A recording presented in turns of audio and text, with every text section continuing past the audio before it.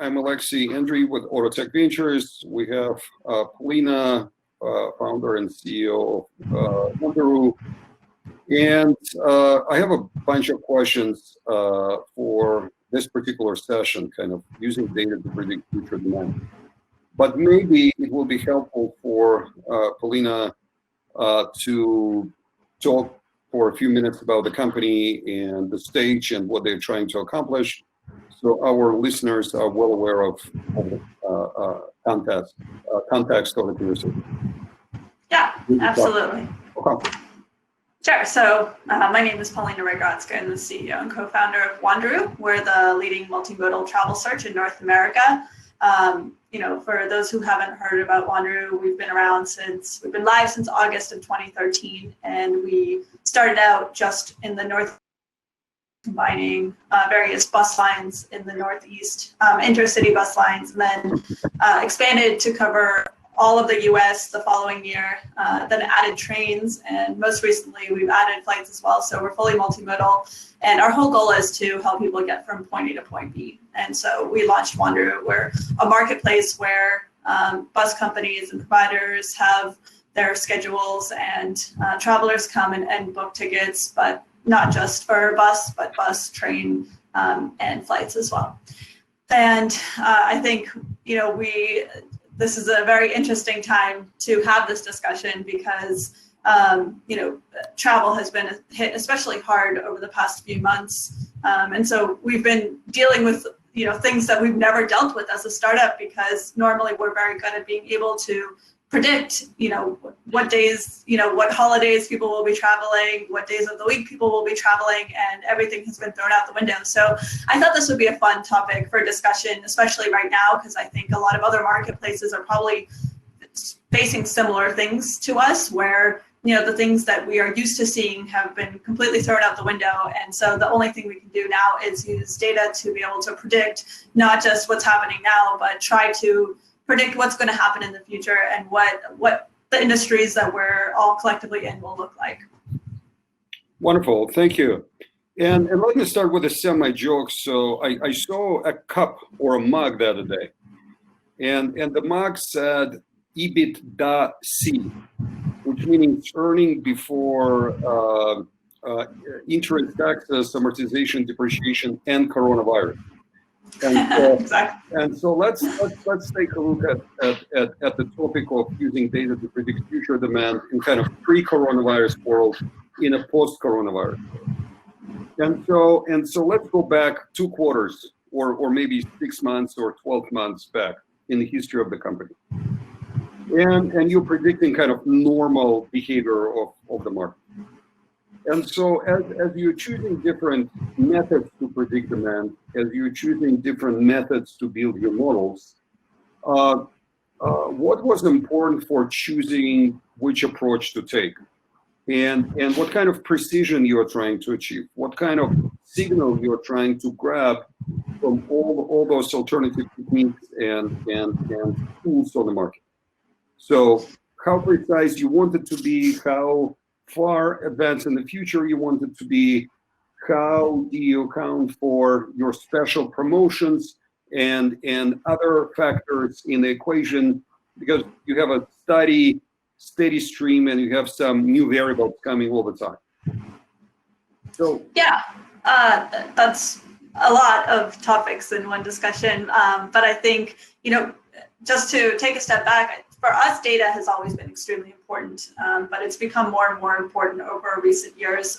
We decided to take data into our own hands. We built out our own internal data warehouse, which basically tracks everything. And what's really unique with Wanderu compared to, say, a lot of other travel sites, is because we're a point-to-point search, we know exactly where someone's traveling from and where they're going to. And so the data there is extremely powerful for the industry, because we're actually able to track trends for people that might be searching in areas that there may be no coverage for. And so we started tracking this data, a few years ago now, and we started using this data to be able to actually generate significant growth in the market for our partners, because we were able to identify, where there was a lack of, supply, where there was more demand, or maybe there are routes that weren't currently being served where there was demand on, and that was extremely powerful to be able to go and figure out, okay, who can fill this demand, who can fill these routes, and so data can go everywhere from understanding your customer to actually using that data to power an entire marketplace, and help the people that are selling on your marketplace know what they should be selling. And so we use data everything from understanding our own consumers and where they're dropping off. We built our own in-house data A/B testing platform, and we've used that to kind of improve our conversion funnels throughout our search, right? So that's one use of data. And then the other use of data for our industry has been just really understanding the market as a whole, because we have all of this data knowledge that no one else has access to just from being a point-to-point search. Interesting. And maybe you can, again, you bootstrapped the company, you started it on your own in 2013. And as your company grew and you started covering different modalities and different routes, I'm sure your data collection, data processing, data analytical tools changed over time. So when you start your, let's call it first bus route, or you try to figure out how people travel from point A to point B, you probably go and talk to people and talk to experts. And I don't know if you interviewed guys and somebody at MTA, transportation authorities, or maybe you just collected anecdotes saying, oh, shoot, I really want to go to Buffalo and I cannot go to Buffalo. Okay.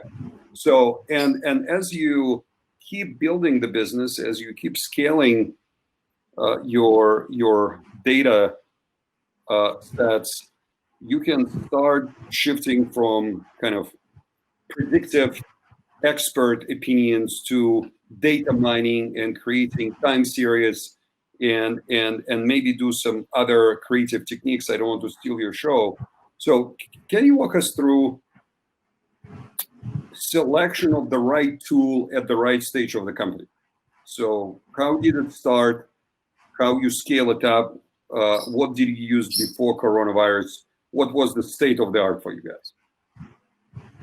Yeah, I mean, our stack is pretty complex, but you're absolutely right. Starting out, I think the data that you're looking at is very one-on-one personal conversations, really trying to understand who your customer base is. One of the first things that we ever did to understand if there was any sort of interest in our in what we were building in the first place was we launched a series of landing pages where they didn't really go anywhere. So we were in private beta, and we would have several landing pages that would say cheap bus tickets from Boston to New York.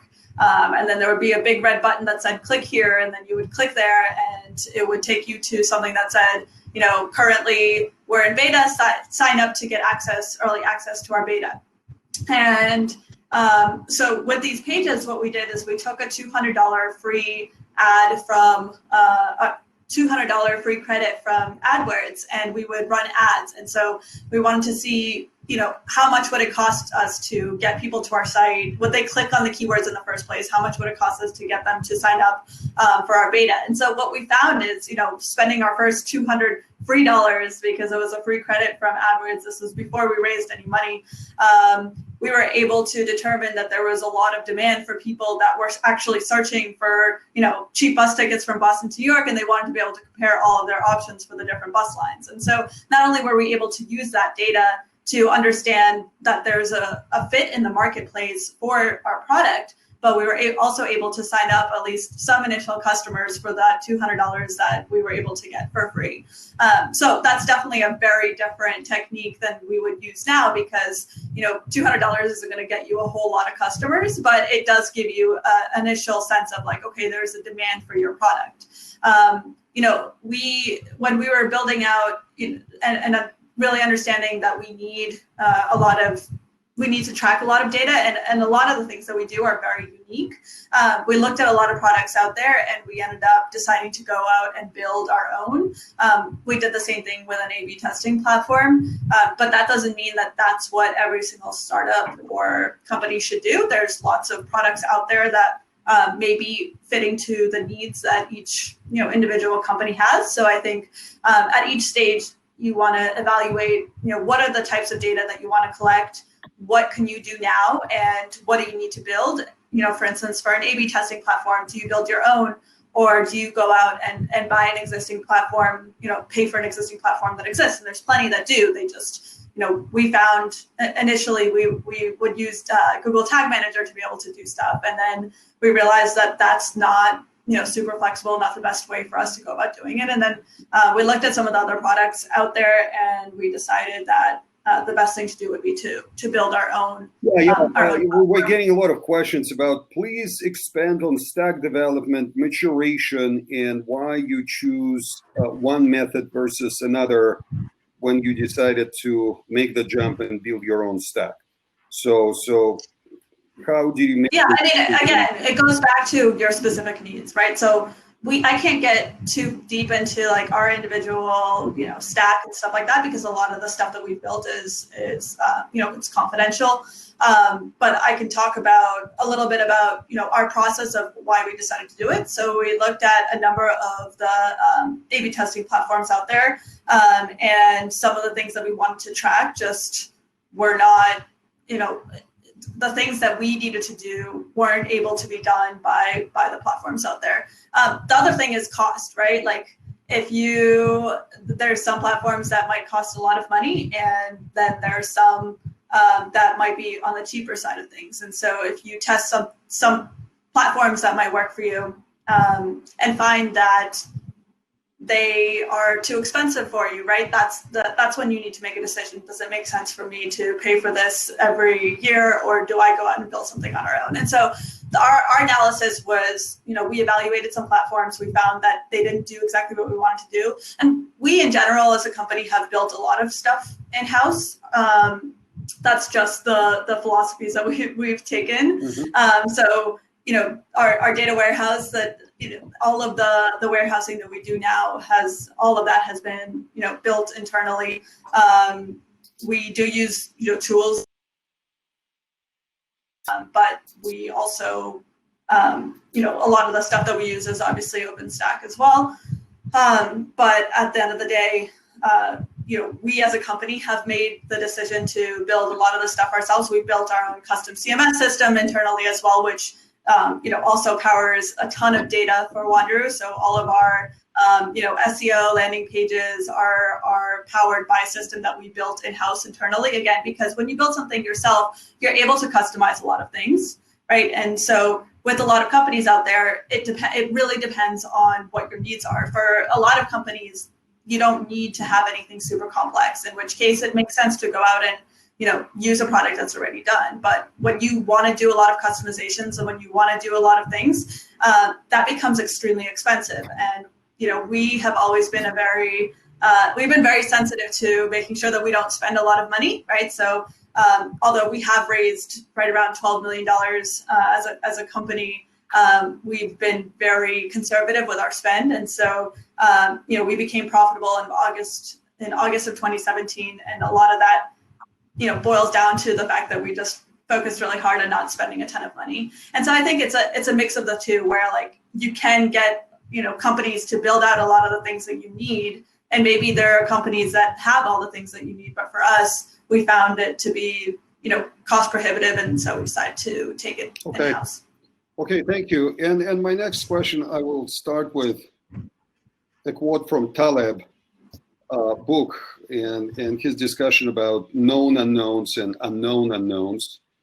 And one of the jokes or illustrations he's using in his books, he talks about a turkey. And so turkey has very, very predictable lifestyle and very predictable life patterns until the Thanksgiving. And then something fundamentally different changes happens in turkey's life. And so the history is not predictor of the future in case of turkey and Thanksgiving. So if we're looking at your business and your ability to make predictions based on historical patterns, how much change did you see before coronavirus? And here, again, we're talking about disruption in all the curves and predictability, and how much you can rely on your previous models post-coronavirus, and what kind of models are still holding and which models have to be reworked fundamentally and essentially scraped and thrown in the garbage and rebuilt from scratch. Any insights on history as a prediction of the future? Yeah, I mean, this is such an interesting topic because, obviously we saw our sales take a huge nosedive along with airlines. And, there was a TSA statistics that came out a couple of weeks ago that said like the percentage of people that are at airports right now is like, 90% lower than it's been year over year. It's crazy. And so of course, nobody could have predicted that this would have happened, right? And it's very hard to think about things, as a startup, you think about all of the things that could happen, and all the things that could go wrong, and like a pandemic, targeting, the specific industries that you're in is usually not something that you predict. It's definitely not a VC question that we ever got when we were pitching. So I think the pitches are going to change in the future for startups. But anyway, so what we found is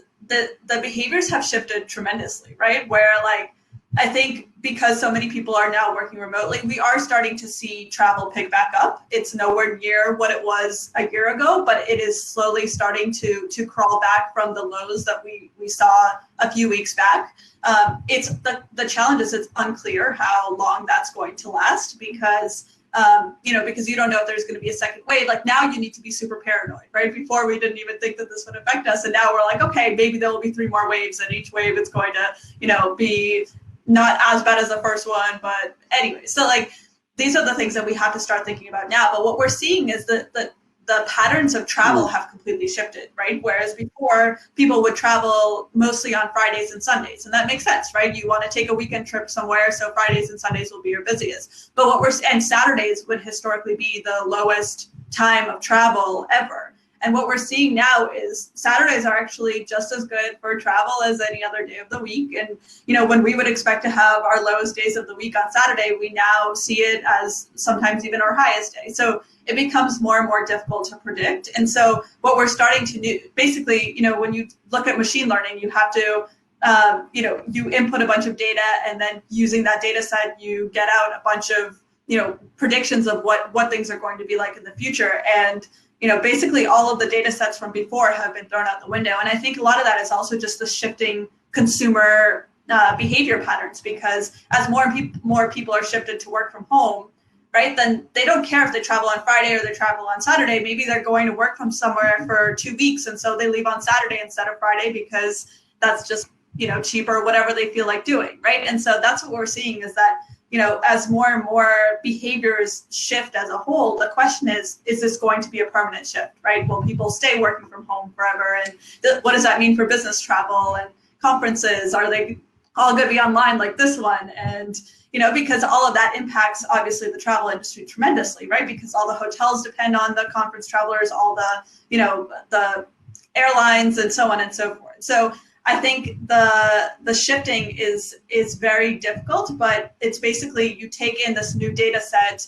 and you have to learn off that. So that means that the historic data set basically Okay, so you're essentially bootstrapping their data sets again. You're going back in the past or back in the future, and the same way as you started your first bus route with like talking to people and observing behavior of the first customer cohort, you essentially do the same. You go back to observation of initial kind of data set or new consumer behavior, and you're saying, you know what, we know how to learn from it, and we will use experts around the table, and we'll have smart people sitting and trying to predict the future, not based on numerical models and whatever data mining you managed to do, but let's start first principle and let's start observing how customers behave, and let's have our experts to bootstrap and launch the model. So that's the stage. Yeah. Kind of. Although the difference is before we didn't have user data because we had no traffic to our website. But as traffic picks back up, we're using actual user data to change the demand model, right? So instead of going and talking to people and say, hey, what day of the week would you prefer to travel? We actually, as our traffic picks up more and more, we're actually seeing these trends change in real time without having to go and talk to, I mean, we still go and talk to individual people just to kind of build on top of that, but we're actually able to use real-time data to shift the demand. We're also able to, you know, as people start searching into the future, many of our bus partners have not come back online yet. And so we're actually able to see demand in real time come back and then be able to go to our bus partners and say, hey, we're seeing a lot of searches for these routes that you served before.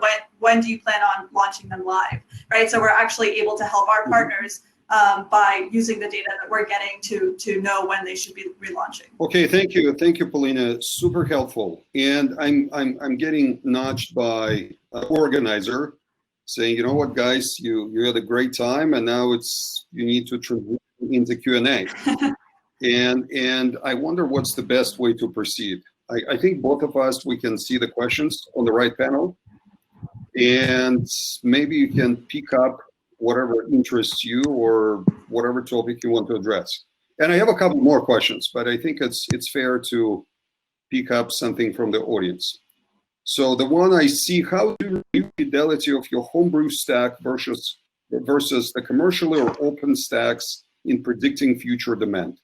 What KPIs do you focus on in positioning your data acquisition for this regard?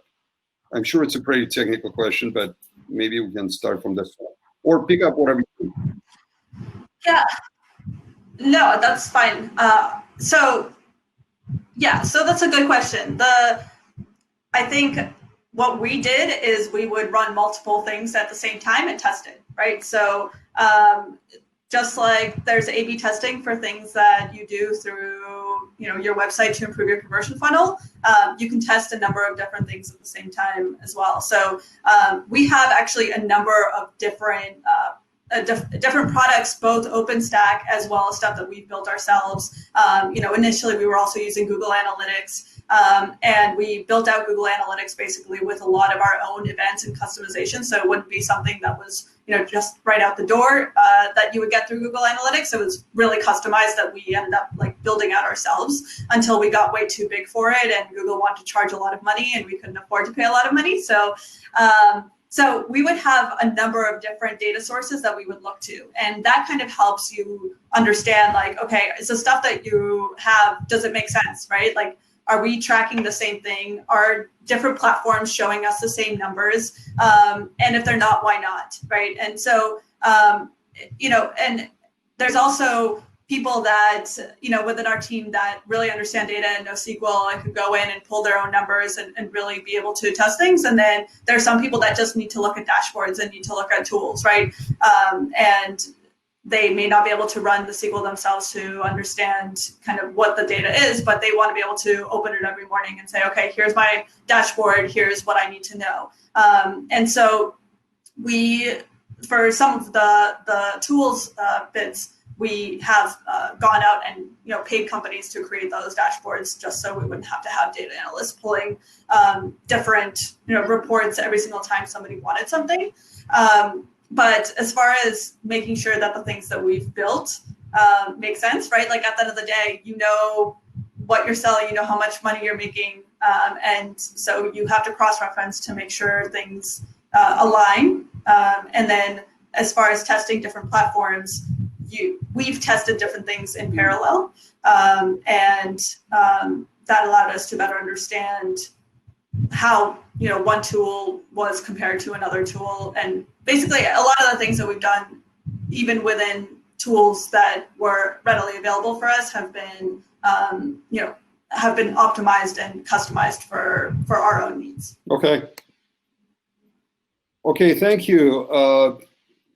One more question for me, if you don't mind. Because I'm waiting for more. Can you speak how much you weight your own? Oh. Okay, it's a good one. Can you speak how much you weight your own user data versus the data of the target transportation economy versus competitors' data? It's a great question. And my question was relevant to this one. It was, how do you account for competitive moves and competitors' data? And did you try to model kind of market response based on what your competitors are trying to accomplish? Yeah, that's a really good question as well. So I'll start with the first question. And I think, looking at all the various data sets, transportation, the industry that we're in, especially in the bus industry, the data has not really been readily available to the public out there. And the reason why is there's hundreds of different bus companies in the US. Many of them are small to mid-sized businesses run from generation to generation, and they're not big public companies where that data is readily available. And that's one of the biggest challenges we have in raising money, is because people will say, okay, show me data that says that the market is this size. And there's no data available because these are all private companies that don't disclose their sales information. And so until we came on the market where we have a holistic view of basically the entire marketplace, where all the bus companies pretty much in the US we work with, and we're able to see kind of the sales flows, the demand and all of that flows through our system. And so we actually have the most granular view on the entire marketplace that never existed before Wanderu was around. And so we're actually now able to determine, the size of markets based on, how many, possible trips there are out there, what percentage we are of those possible trips. And so we use a lot of the data that we have, and we trust our data significantly more than any reports out there, because we know that they're very, very inaccurate. And as far as competitor data goes, that's a very difficult thing to predict, because you don't know on a day-to-day basis exactly what your competitor is doing. Wanderu is by far the largest, of companies in the US that do what we do. And so we have that going for us in the sense that, we know which bus operators are on our competitors' platforms, and we know that we have, the largest breadth of coverage. And so we are only able to see what we're able to see, and also, what we hear from around the industry. But I think the biggest thing that you can do is, there are some tools out there, but they're wildly inaccurate in terms of being able to compare, traffic versus competitors and all of this stuff. And so it's something that, I think to this day is very difficult to really have a good handle on, is looking at a competitive landscape as a whole, aside from what you're able to see, which is, what are the partners that your competitors work with, and how much coverage do they have, how much potential traffic, right? We can go and see where they rank on SEO, right, compared to us, and where they rank in AdWords compared to us, and make some sort of predictions based off of that. Okay, super. Any very, very helpful. And I think we have 1 minute. And so if you have any closing remarks, please do so. If not, I can say, hey, we're Autotech Ventures, we're deal hungry, send stuff to us. And we really love this ground transportation domain. That's the only thing we do. And please send us deals. We are writing checks. And so, Polina, anything on your end? Yeah, no, I think that's it. Thanks so much. Thanks everybody for joining, and see you all on the other side of this. Great conversation, and best luck with you and disruptive curves. We're definitely coming through once every 300-year event. So best luck in weathering the storm, and I hope you will emerge stronger once it's all over. As Wanderu. Okay, have a good one. Have a good one. Bye. Bye.